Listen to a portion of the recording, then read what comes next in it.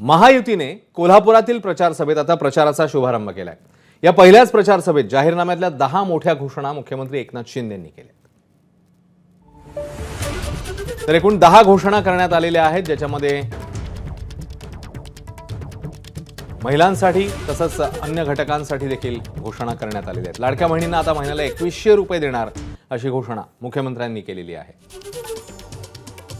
या महत्त्वाच्या 10 घोषणा कोणत्या आहेत? लाडक्या बहिणींना प्रति महिना आता 1500 ऐवजी 2100 रुपये देण्यात येतील।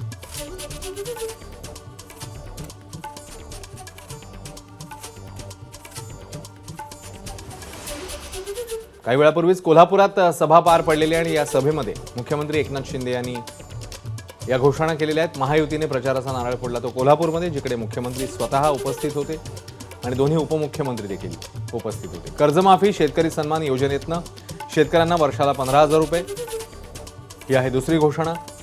प्रत्येक गरीबाला अन्न आणि निवारा, घोषणा क्रमांक 3। चौथ्या घोषणेनुसार वृद्ध पेन्शनधारकांना 1,500 ऐवजी 2100 रुपये।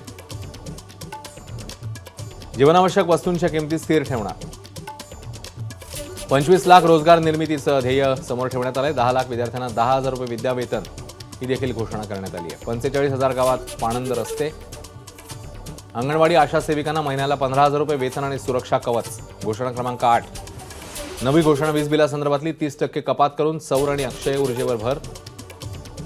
त्यासोबतच सरकार स्थापनेनंतर 100 दिवसात व्हिजन महाराष्ट्र ॲट 2029 करता महाराष्ट्राचं व्हिजन मांडण्यात येणार आहे। लाडक्या बहिणीच्या बाबतीमध्ये मी बोलतो की काय विरोधक करतायत, कशी त्यांच्या पायाखालची वाळू सरकली आहे, कशी धडकी भरली आहे, त्याच्यावर मी बोलतो। पण आता जे आम्ही बोलतो ते करून दाखवतो आणि म्हणून लाडक्या बहिणींना 1500 वरून 2100 रुपये 2100 रुपये देण्याचं आम्ही या ठिकाणी जाहीर करतो। एबीपी माझा, उघडा डोळे बघा नीट।